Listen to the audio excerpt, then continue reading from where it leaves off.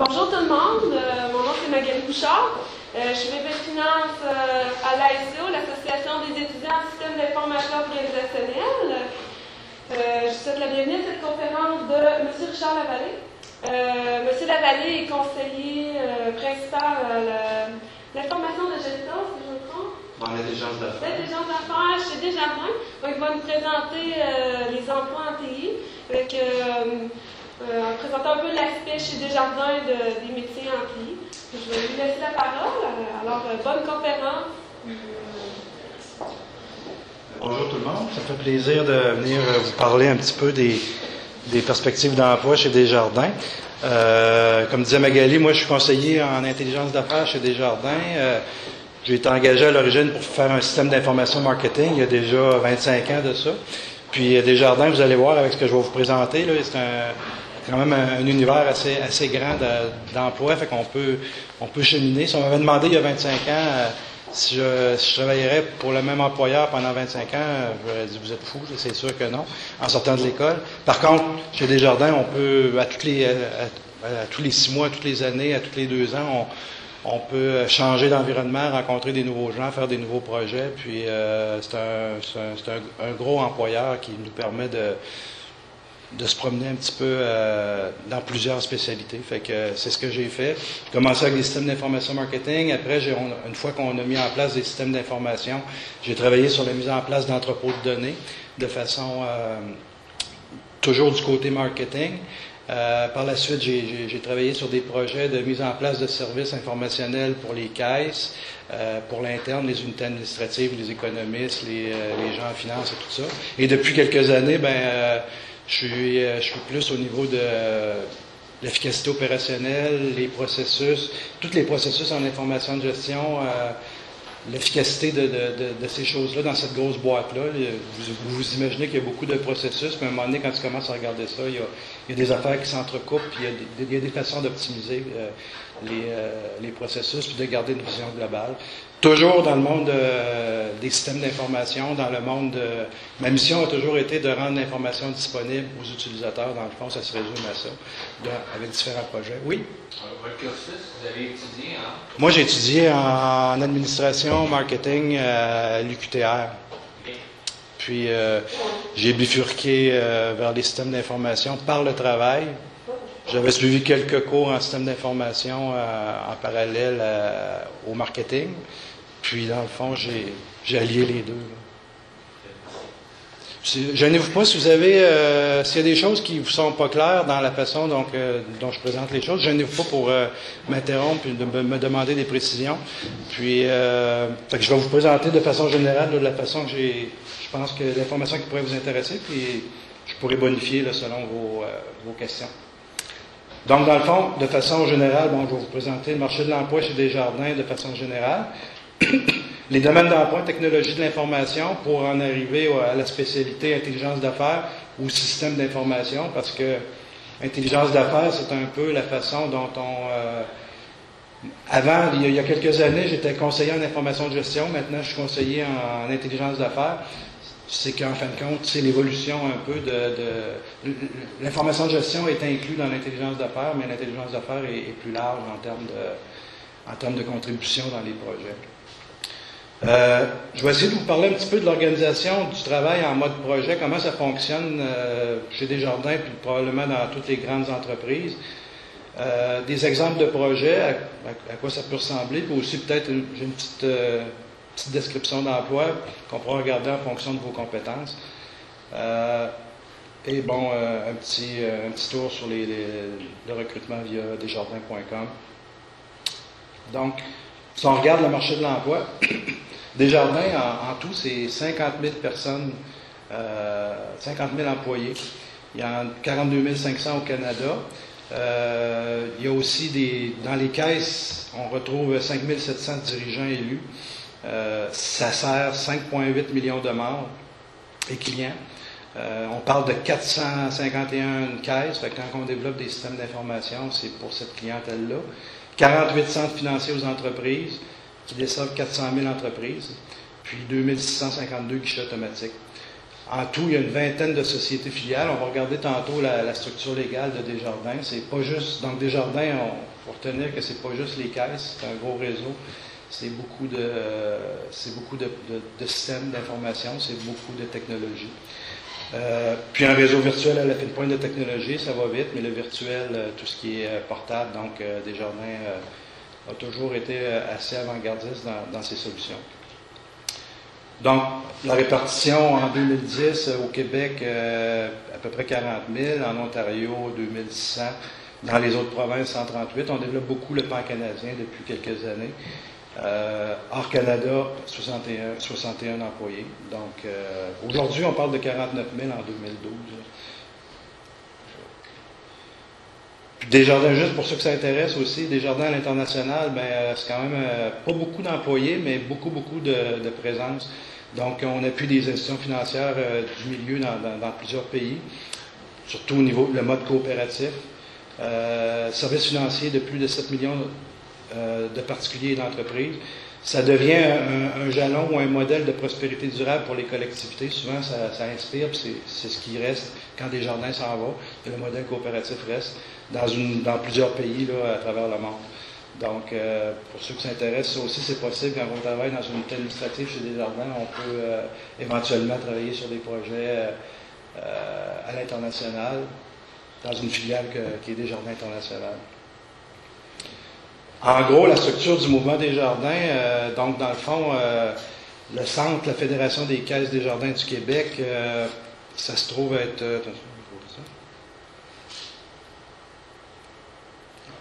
Fédération des caisses Desjardins du Québec, ça se trouve être le réseau coopératif. Donc, dans le fond, c'est tout ce qui encadre les caisses et différents organismes aussi, Caisse centrale Desjardins, Fonds de sécurité Desjardins, Capital Desjardins, Fiducie Desjardins, qui sont toutes reliées à la Fédération des caisses. Développement international Desjardins, c'est eux qui ont les projets à l'international. Fondation Desjardins, Société historique Alphonse Desjardins, la maison Alphonse Desjardins à Lévis, qui est encore là. Et ici aussi, donc, dans le fond, on a des filiales. Donc, ça ici, c'est le monde, dans le fond, plus des caisses populaires, du bancaire. Puis, on a le monde des assurances. Donc, Desjardins Sécurité financière, qui s'occupe d'assurance de personnes, toutes les assurances collectives au niveau des employeurs.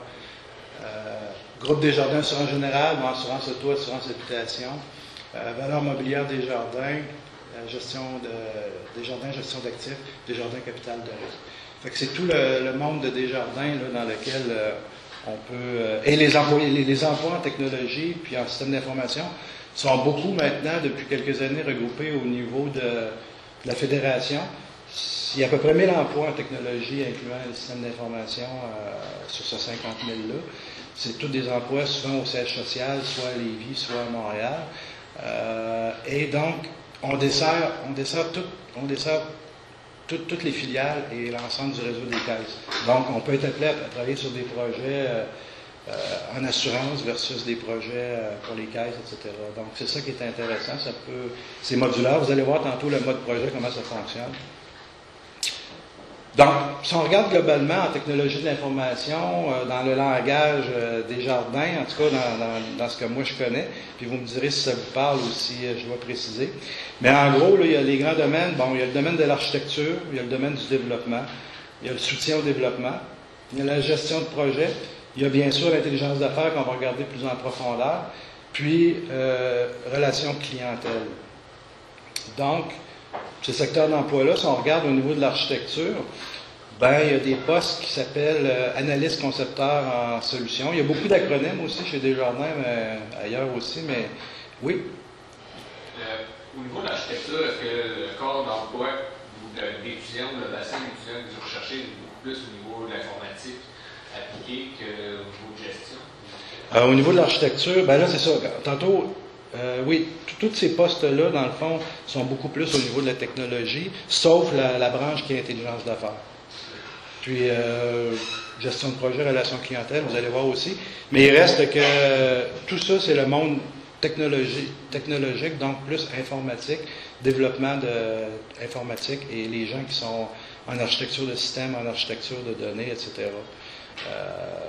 Donc, effectivement, ces spécialités-là, c'est plus des gens qui sont spécialisés au niveau de l'informatique en tant que tel. Mais on est appelé à... Les gens en système d'information doivent bien comprendre ces emplois-là, puis sont appelés à travailler avec ces gens-là, justement. Souvent, on devient le traducteur entre le monde des affaires et les gens technologiques qui sont plus dans leur tour d'ivoire au niveau des principes technologiques, qui sont très importants, mais qu'il faut, à un moment donné, ramener au niveau des solutions pratico-pratiques en fonction des vrais besoins des utilisateurs. C'est là le grand rôle qu'on a joué en termes de système d'information, souvent. Donc, analyste concepteur de solutions, ça va être, c'est gros, hein? Donc c'est des gros projets. Donc, l'analyste concepteur de solutions, lui, il va être comme la personne qui va aller s'assurer de l'arrimage de tous les domaines d'emploi au niveau de l'architecture. Donc, il va s'assurer que les solutions qui sont amenées par un projet tiennent la route au niveau des normes de développement, au niveau des normes d'architecture, au niveau de l'ensemble des composantes du projet, en fin de compte. L'administrateur base de données, lui, c'est vraiment le spécialiste en données. Donc, si on est en train de développer un nouveau service financier, puis qui touche, par exemple, n'importe quoi, dans le fond, les prêts aux particuliers, bien lui, il va avoir un spécialiste de données qui va connaître effectivement le domaine de données, de l'ensemble des données de financement, puis il va s'assurer que les données qu'on va implanter sont cohérentes et bien architecture, que l'architecture respecte en fin de compte les normes des bases de données en place. Conseiller en architecture, ça va être plus... L'autre, le DBA, il est spécialiste en données. Conseiller en architecture, il y a plus une vision globale de toutes les bases de données qui existent partout. Donc, s'assurer de l'arrimage transversal entre les bases de données. L'ergonome va s'assurer qu'il n'est pas présent souvent, mais normalement, va s'assurer que les interfaces, les normes visuelles sont conformes aux normes qu'on met en place. Il y a les couleurs, la façon de mettre les champs, la façon de disposer les choses, etc. Donc, dans les différentes interfaces utilisateurs. Ça peut être des interfaces utilisateurs pour le client direct sur desjardins.com, ça peut être des interfaces sur le téléphone mobile, ça peut être des interfaces pour les gens qui supportent, mettons, quand tu appelles tes assurances, ben, les gens qui répondent aux assurances, qui répondent à tes questions de service à la clientèle, ils ont des interfaces de soutien aussi. Donc, un paquet de niveaux, plusieurs types d'utilisateurs là-dedans. Développement, ben, analyse fonctionnelle, une fois qu'on a fait le tour des données, ben, développement, vraiment le développement de l'application, analyse fonctionnelle, les fonctions en fonction des besoins des utilisateurs, donc qu'est-ce que les applications doivent faire, comment on doit organiser tout ça.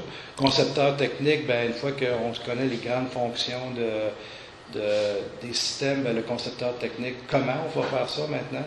Le développeur, il va le faire, lui au niveau du code informatique, vraiment. C'est encore tous des emplois beaucoup portés au niveau de l'informatique. Puis le responsable d'application, ben là, effectivement, est-ce que une fois qu'on met au monde un nouveau système, ben ça prend quelqu'un qui le parraine, donc puis qui s'assure que les nouveaux projets ne viennent pas mettre en risque ces applications-là. Soutien au développement, ben ça va être quand on met en place des choses pour des utilisateurs en système d'information, on peut mettre en place des nouveaux cubes, des tableaux de bord, des moyens d'accès à l'information, en fin de compte. Ben, le conseiller soutien au développement, ben, lui, il va comme prendre en charge. Qu'est-ce que ça va nous prendre pour supporter ça? Va-t-il falloir ramener ça au centre d'appel? Va-t-il falloir... comment on va supporter ces nouveaux systèmes-là? Est-ce qu'il va avoir besoin de formation, etc.? Responsable contrôle qualité, ben, ça le dit. Dans le fond, il va s'assurer qu'on respecte les normes de qualité. Donc, gestion de projet, je sais que vous en avez dans vos cours.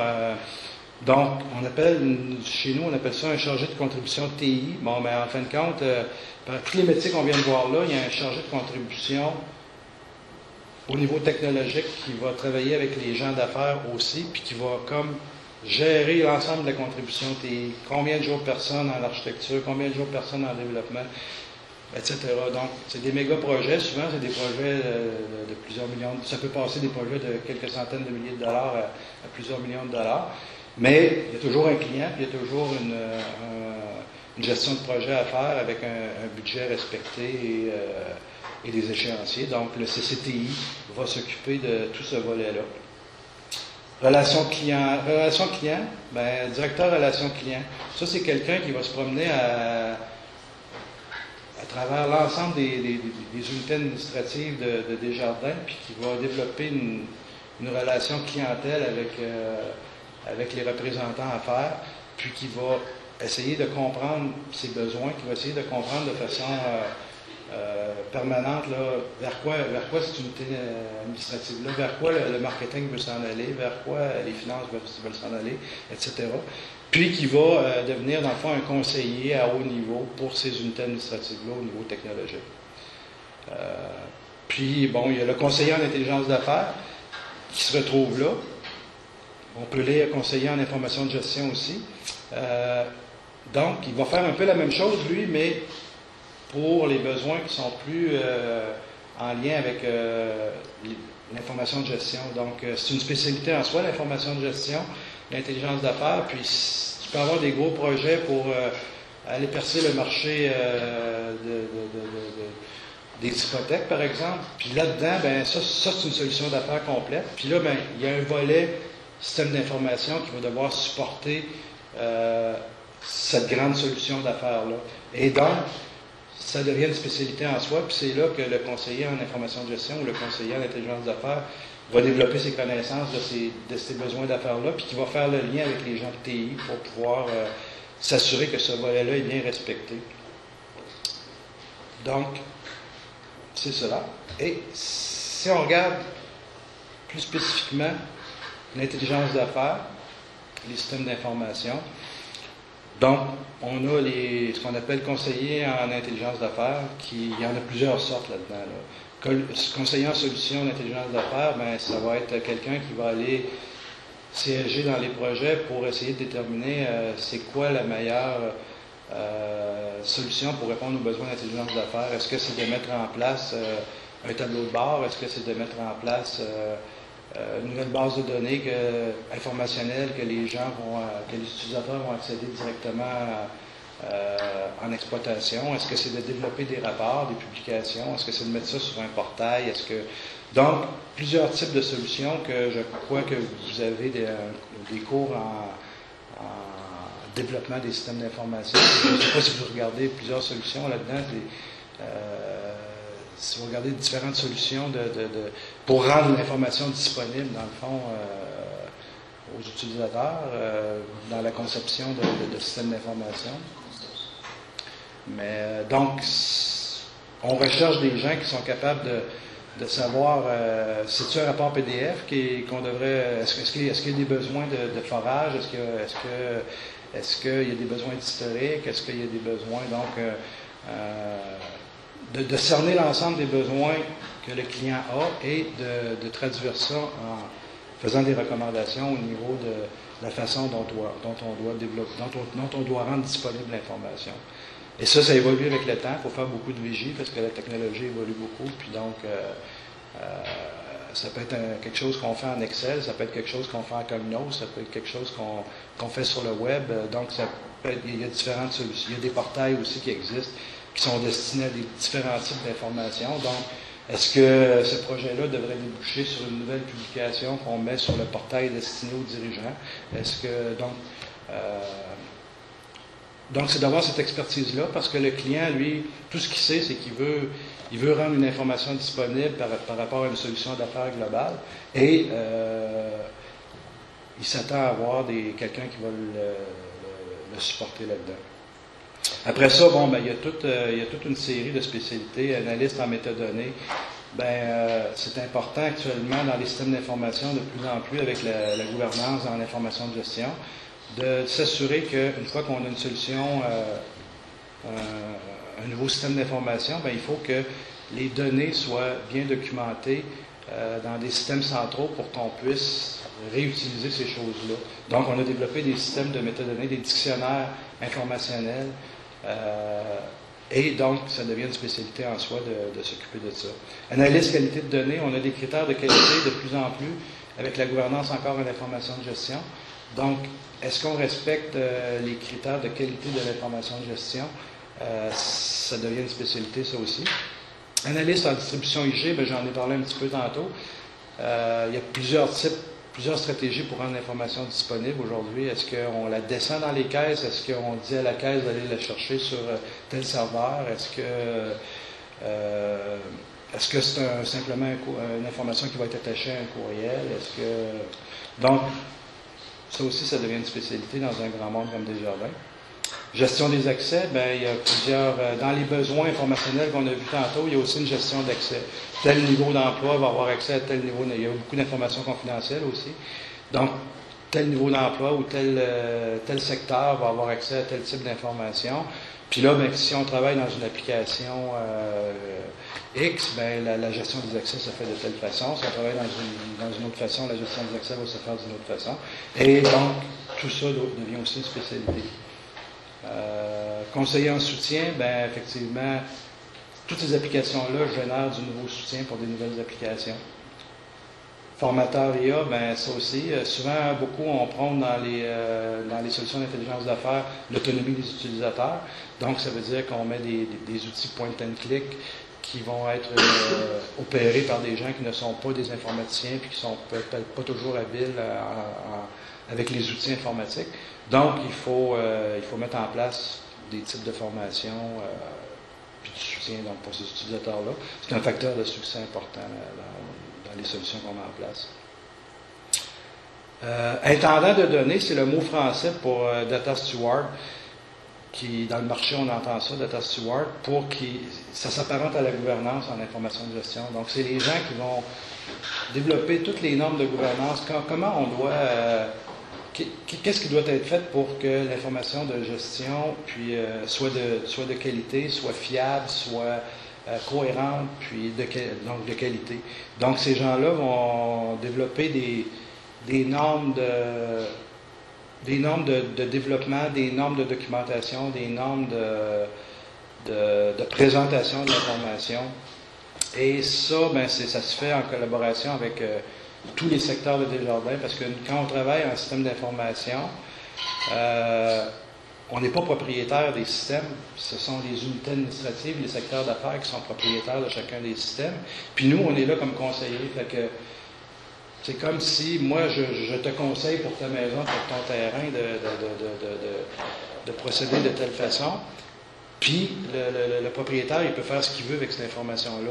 Mais nous, on est là pour s'assurer que, on dit, regarde, dans tel quartier, ça se passe comme ça. Puis si toi, tu ne le fais pas de cette façon-là, puis que l'autre le fait de telle autre façon, on va avoir des problèmes tantôt. On ne sera pas capable de se parler. On va avoir des problèmes de cohérence entre les secteurs d'affaires. Donc, c'est un rôle transversal, beaucoup, la gouvernance en information de gestion. Développeurs IA, tantôt on parlait des développeurs, on me demandait est-ce que c'est des gens en informatique? Oui, là c'est les développeurs IA, c'est des gens plus en système d'information qui ont des habiletés techniques, qui vont donc une plus grande connaissance des données, du développement plus léger souvent. C'est pas des applications super robustes souvent que ces gens-là vont développer, c'est plus des applications utilisateurs, dans le fond, qui vont être faites par des gens pas nécessairement toujours formés. Il peut y en avoir qui viennent du monde de l'informatique, d'autres qui viennent du monde des systèmes d'information, dépendamment des compétences des gens. Analyse, exploitation en intelligence d'affaires, c'est la même chose. On a des entrepôts de données, puis on a des demandes à un moment donné, on veut extraire de l'information des entrepôts de données. Et bon, là, présentement, nous, c'est beaucoup des programmes SAS. Il y a des programmes en SAS, mais ça, je sais que c'est appelé à être remplacé. Puis il y a beaucoup aussi, on a des cubes d'information, c'est Cognos, la technologie qui est utilisée chez nous. Donc, c'est beaucoup de l'exploitation. C'est moins de la programmation, puis c'est plus des façons.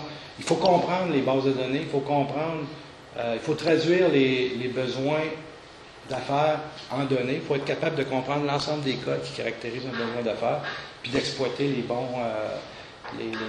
d'appliquer les bonnes règles de calcul, les bons critères pour pouvoir sortir l'information en fonction de ce que la personne te demande. Par exemple, quelqu'un te demande, moi je veux avoir le nombre de membres Desjardins par caisse.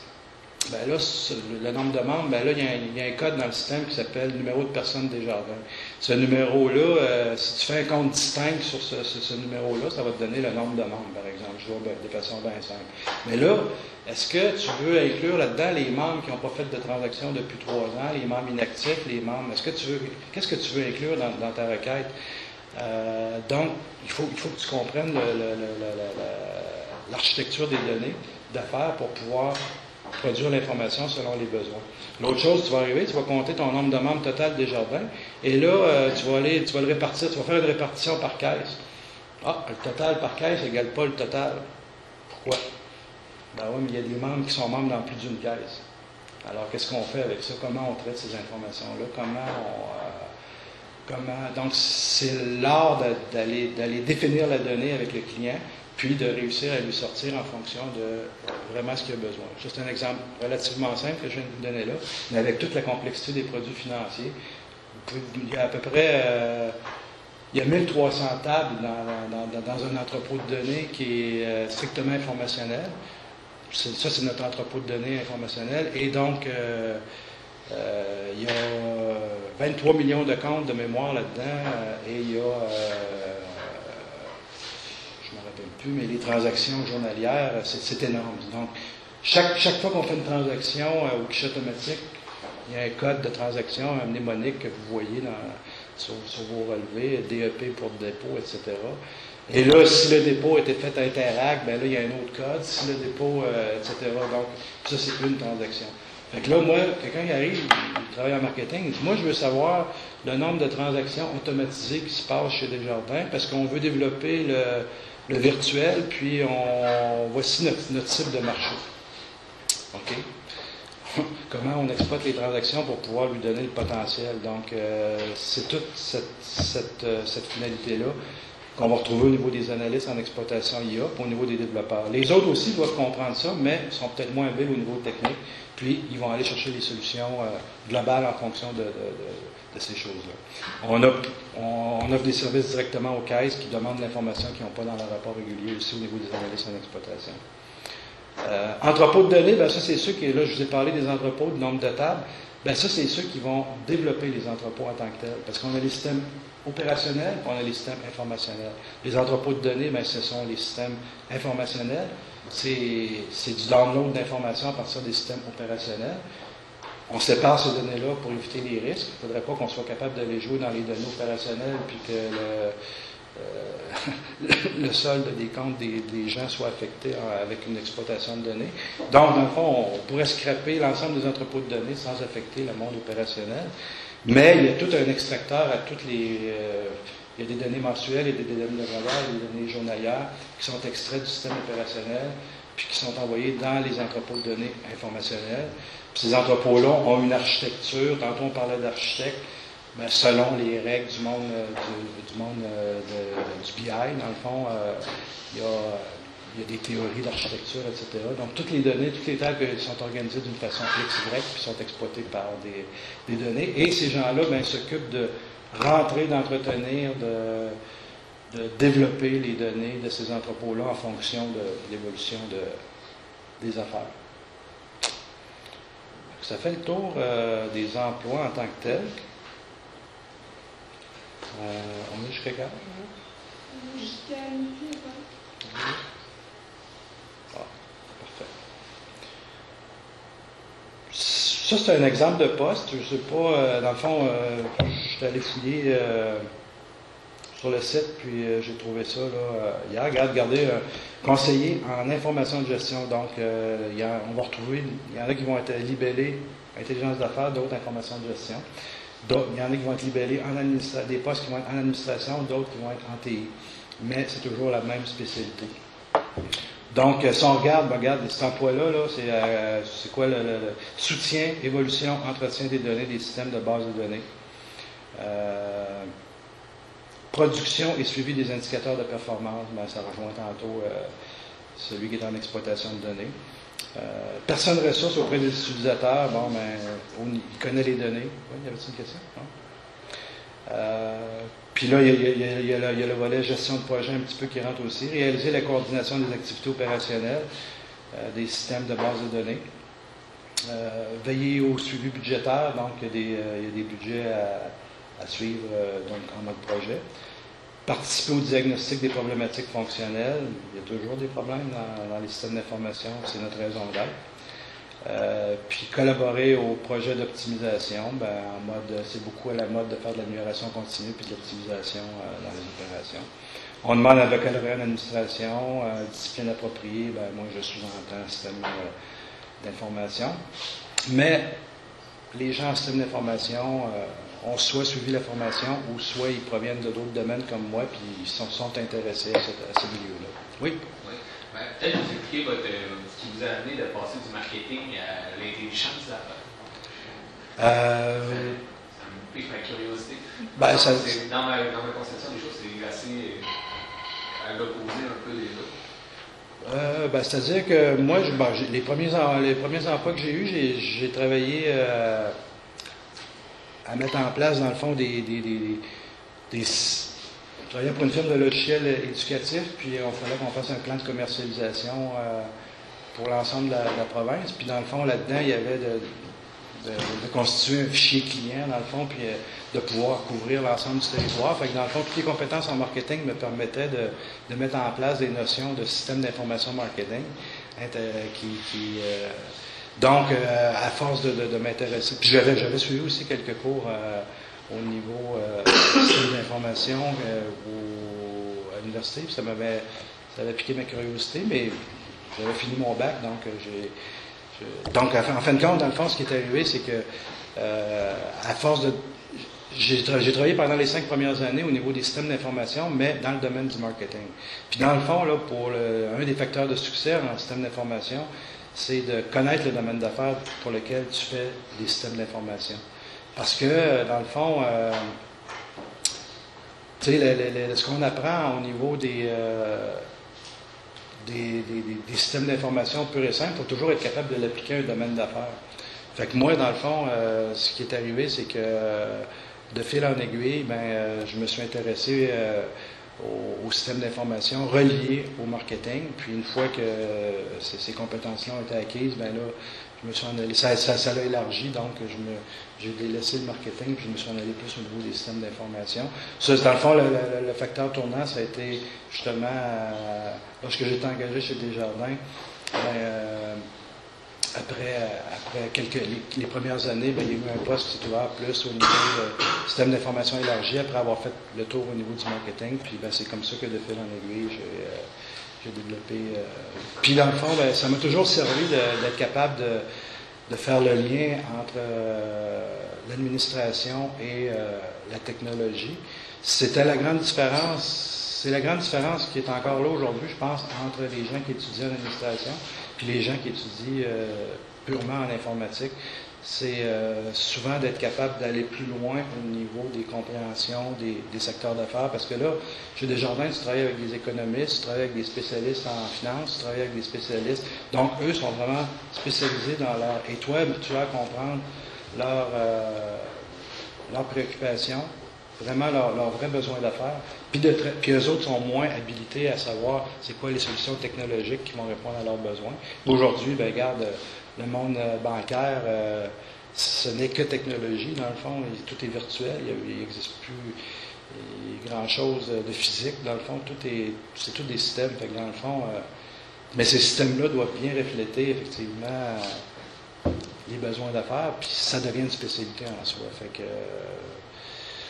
Moi, en tout cas, ça a été mon cheminement. Mais je pense que le bloc administration en tant que tel... Dans le fond, moi, dans mon temps, la spécialité marketing, c'était un peu comme vous autres. Dans le fond, il y a un tronc commun en administration. Vous faites le tronc commun en système d'information. Moi, j'avais un 30 crédits en marketing, avec quelques cours à option que j'avais fait en système d'information. Fait que, il y a peut-être un cours de différence avec les gens qui étaient en système d'information. Mais ça reste une spécialité générale, moi, je pense, là, les systèmes d'information en tant que tels. C'est des gens qui doivent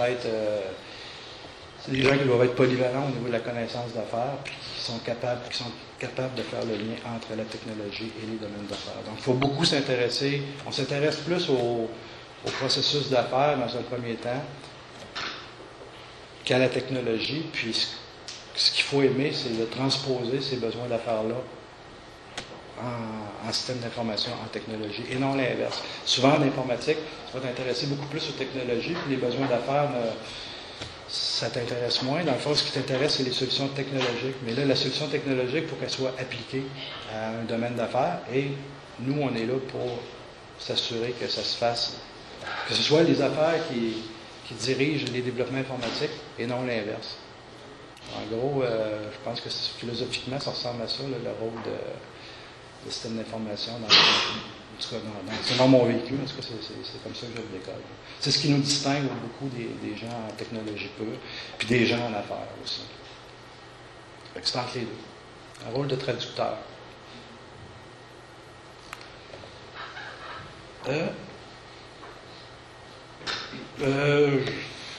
Je vais y aller avec ça. Dans le fond, dans la vraie vie, là, ça se trouve être le processus de gestion de projet. C'est des termes Desjardins, des termes utilisés chez Desjardins, mais je peux vous dire par expérience que, dans le fond, toutes les grandes entreprises fonctionnent en mode projet. Puis, dans le fond, c'est les phases qu'on retrouve dans le projet. Fait que quelqu'un qui travaille chez Desjardins, bien là, il est associé à une unité administrative. Direction architecture, direction système d'information, etc. Là, il y a un projet qui arrive. Dans ce projet-là, il y a un chef de projet qui est nommé. Le chef de projet a besoin de contributeurs. Fait que lui, il dit, moi, j'ai besoin d'un architecte, j'ai besoin d'une personne dans le système d'information, voici le pool de ressources que j'ai besoin. Fait qu'il constitue une équipe de projet. Cette équipe de projet-là va travailler 3 mois, 6 mois, 1 an sur ce projet-là, puis va retourner après à son unité administrative. C'est dans ce sens-là que je vous disais tout à l'heure qu'on rencontre beaucoup de nouvelles personnes. Parce que il y a 1000 personnes Desjardins, puis il y a aussi presque autant de consultants aussi qui se greffent là, à ces projets-là selon les spécialités. Donc, une fois qu'on fait partie d'une équipe de projet, bien là, il va se passer plusieurs phases. Puis j'ai amené l'exemple pour rendre ça concret, achat d'une maison. Bien, la phase d'identification, c'est, bon, j'ai besoin de plus d'espace, qu'est-ce que je fais? Donc ça, c'est très, très, très abstrait, c'est encore une phase. Ça, souvent, c'est des seniors qui vont travailler là-dedans, des gens qui ont beaucoup d'expertise. Puis c'est de détecter les opportunités d'affaires par rapport à un besoin qui est encore assez vague. Puis il y a une équipe de projet restreinte. Une fois cette étape-là est faite, bien, décision de poursuivre, faisabilité. Bien là, est-ce que je vais m'acheter une maison neuve? Est-ce que je vais m'acheter une maison existante? Ça va être quoi? C'est quoi mes besoins, mes contraintes et mes besoins? C'est quoi les coûts, les taxes, la date de disponibilité, la localisation? Donc là, je suis en faisabilité. Je commence à regarder des critères un petit peu plus précis. Fait que là, ben, toi, tu es en système d'information, c'est un peu la même affaire. À cette étape-là, on ne sait pas encore quel système qu'on va avoir, mais là, on sait qu'il va falloir rendre disponible l'information aux caisses, on sait qu'il va y avoir une version pour les dirigeants, on sait que on a commencé à faire un document sur les besoins de système d'information. Le projet global, comme je vous disais tantôt, bien, il regroupe plein de spécialités. L'architecte, lui, va regarder un peu vers quoi ça va s'en aller, l'architecture, c'est quoi les bases de données qui sont concernées, etc. Puis nous, dans notre spécialité, système d'information, on va avoir commencé à définir un peu à quoi ça va ressembler les besoins d'affaires de ce système d'information-là pour le besoin d'affaires spécifique. Conception, bon, on va aller un petit peu plus précis. Dans ce cas-là, ben là, on va faire le plan détaillé de la maison, la grandeur des pièces, les luminaires, les sous-contractants qu'on va utiliser, etc. Donc, ça va être la même affaire. Là, on va utiliser quelle technologie, quel logiciel, on n'a pas encore commencé à réaliser, mais on a une bonne idée de vers quoi on s'en va, puis on peut frapper un mur aussi, rendu, est-ce que c'est faisable? Avec la faisabilité, mais là, on arrive en conception, puis des fois, il faut revenir un peu en arrière, parce que ce qu'on voulait faire, ça se fait pas, il y a trop de... les données qu'on voulait transférer aux caisses, ben là, les volumes sont trop élevés, on ne peut pas faire ça, il faut changer de solution, etc. Donc, une fois tout ça fait, ben là, go, réalisation. Souvent, ça peut arriver que le conseiller en information de gestion, il fait sa job, rendu là, puis que là, la réalisation, si c'est des systèmes plus complexes, va peut-être qui doivent être robustes, ben ça va peut-être se faire par des gens en informatique. Puis nous, on va s'assurer de la qualité, on va s'assurer que les specs sont respectés, puis que ça respecte l'esprit du besoin d'affaires Puis on va faire la validation, on va faire les stratégies d'essai. Les stratégies d'essai, bon là, on avait dit que cette fonction-là devait faire telle affaire. Toi, tu développes, puis là, tu es dans ta tour d'ivoire, tu ne connais pas tellement le besoin, toi. Fait que là, moi, à la fin, là, je peux tout documenter ça. Là, tu vas développer ton affaire. Moi, je vais aller vérifier si ça fait le job que c'est supposé faire. Puis je vais aller me valider avec le client d'affaires. Hey, on avait dit que tel indicateur se calculerait de telle façon, qui serait disponible dans tel type d'écran, à tel endroit, ou de telle façon, etc. On le documente à telle place. Voici le résultat final. Moi, je pense qu'il y a un problème là, il y a un problème là, il y a un problème là. Toi, qu'est-ce que tu en penses, etc. On revient aux gens qui développent, puis donc on développe les systèmes de cette façon-là. Expérimentation dans certains cas. Déploiement, ben ça, c'est comme la prise de possession. Je vous disais tantôt que les gens en système d'information ne sont pas propriétaires. Vraiment, la solution d'affaires, elle appartient à un secteur d'affaires. Donc, une fois qu'on a fait ce projet-là, le projet a un début puis une fin, bien là, on la livre, la maison, à un moment donné. Et là, c'est là qu'on va avoir besoin de mettre en place des soutiens, un responsable de système, etc. Donc là, ça devient dans les opérations. Le projet est terminé. L'équipe de projet se dissout. Puis, on a livré le système à un coût X, à un client Y. Puis, ça roule dans les opérations jusqu'au prochain projet. Le prochain projet va arriver, puis lui, ce prochain projet-là a peut-être un impact sur ce système-là qui a été développé, qui a été livré. Donc, en début de projet, faisabilité, il va y avoir une analyse d'impact sur quel impact ça a sur ce qui existe dans les opérations, etc. Fait qu'en gros, c'est comme ça que ça fonctionne. Fait que les emplois, souvent, il y a des gens qui travaillent au niveau des opérations, puis il y a des gens qui travaillent en mode projet. Donc, oui. C'est la manière que la gestion de projet est organisée au mouvement des jardins, c'est une unité administrative qui s'occupe exclusivement de gérer ou de coordonner l'ensemble des projets au niveau de la fédération. Absolument. Il y a un bureau de projet, mouvement. Donc, de façon générale, au début, il y a le conseil d'administration de Desjardins avec Mme Leroux et l'ensemble des représentants qui vont fixer des objectifs annuels, puis des grandes lignes de projet. On veut développer le virtuel, on veut ci, on veut ça. Après ça, ça va être décanté par le bureau de projet en projet plus précis avec une portée plus précise, puis avec les budgets, les budgets aussi. Puis une fois que ça va être mis en place, c'est là qu'il va y avoir une priorisation des projets. Puis ça va démarrer. Là, il va y avoir un ensemble de projets qui va être démarré. On nomme un chargé de projet. Le chargé de projet, puis là, on part où ce que je suis parti tout à l'heure. On constitue une équipe de projet. On demande les contributeurs.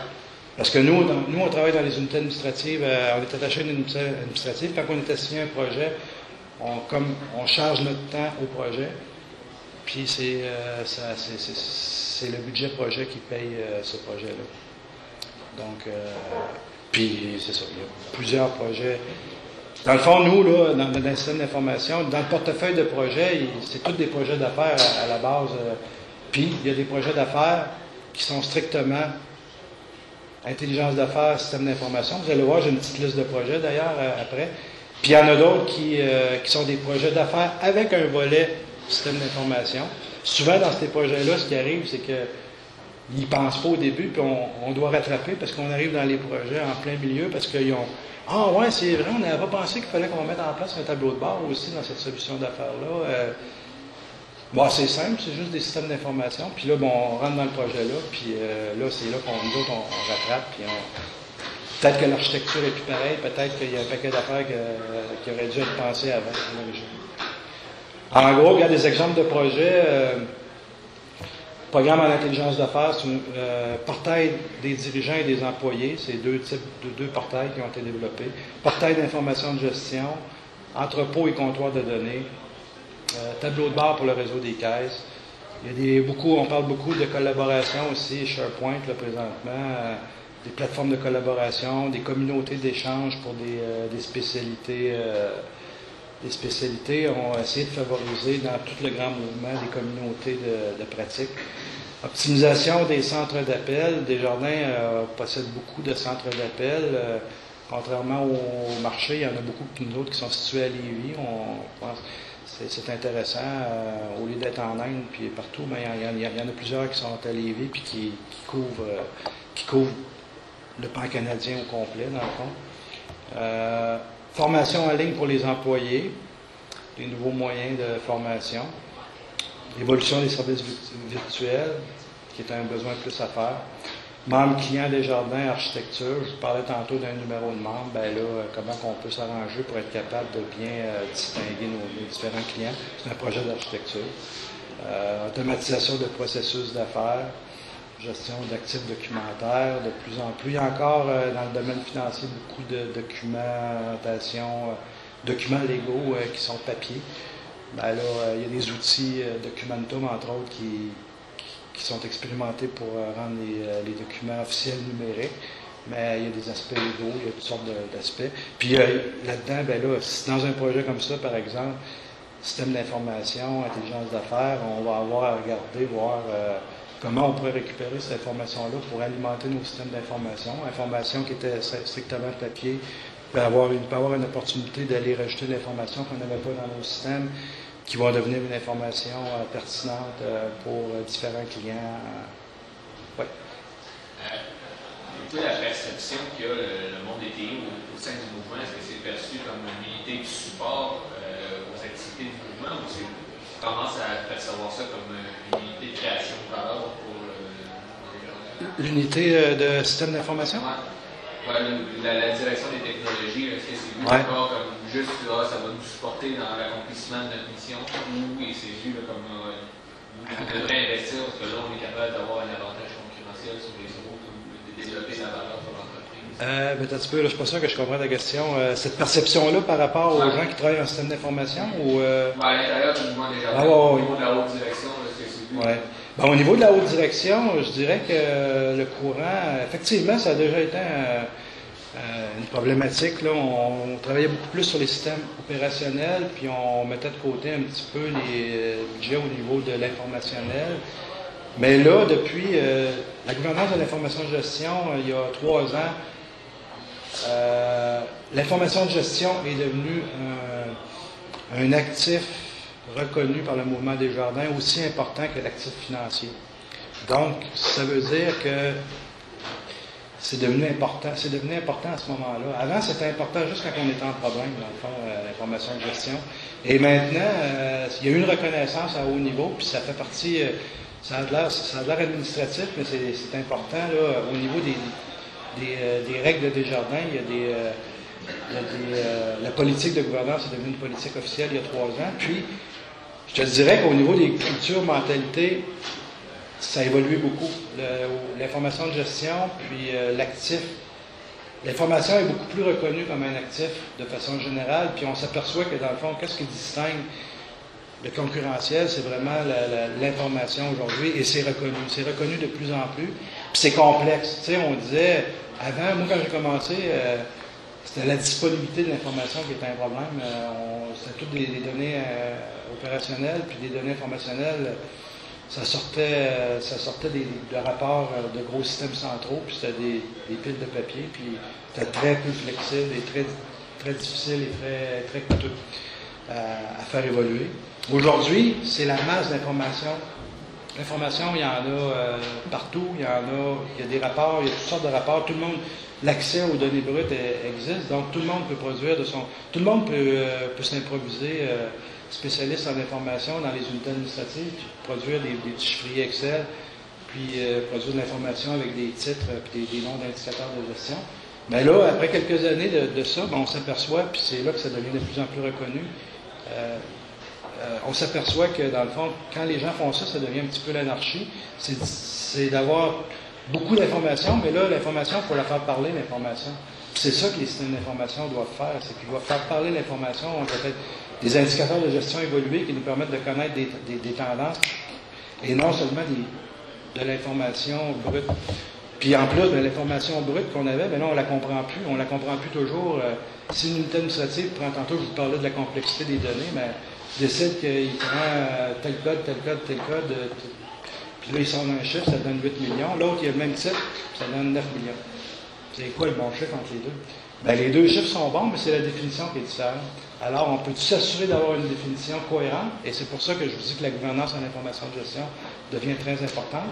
On a reconnu que, de façon transversale, l'information doit être uniforme, Et comment on fait pour faire ça? Bien, les gens en gouvernance, l'information intendant de données, que je parlais tantôt, ça a été ça le défi, puis c'est encore ça le défi, c'est de mettre en place des normes, des façons de faire qui vont faire que l'information devient uniforme, connue, documentée, valide, etc. Fait que pour répondre à ta question de façon peut-être c'est de plus en plus reconnu. Ça prend des gens, moi je pense que ça prend des gens créatifs, ça prend des gens qui croient en cette cause-là, parce que c'est encore quand même, c'est encore pas évident par rapport au système opérationnel. C'est sûr que l'information de gestion demeure toujours, il faut toujours lever la main, il faut toujours un petit peu faire valoir l'importance de ça dans chacun des projets, parce que dans le feu de l'action, dans les priorités, c'est souvent la documentation, c'est souvent quelque chose qui est lorsqu'on doit livrer à telle date, il y a les étapes qui sont escamotées, sont souvent au niveau de la qualité de l'information. Donc, mais on a de plus en plus de moyens et de temps pour pouvoir faire respecter ces choses-là. Puis c'est de plus en plus reconnu. On est partenaire avec les gens de technologie de l'information. Puis cette spécialité-là est reconnue comme un intrant à la qualité des systèmes globaux de plus en plus, ça c'est sûr. Mais la question est pertinente parce que ça n'a pas toujours été le cas. Mais aujourd'hui, moi je pense qu'on est très bien positionné.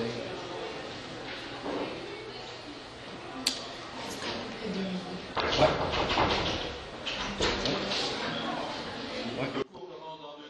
Oui, parfait. Merci.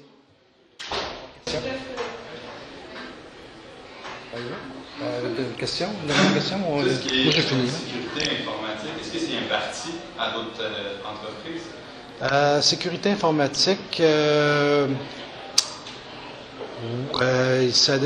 actuellement, c'est revenu dans les TI, effectivement. On a des unités mais on a un gestionnaire de partenariat au niveau de la sécurité informatique, oui. Avec une autre firme qui est spécialisée en sécurité informatique. Alors, merci tout le monde.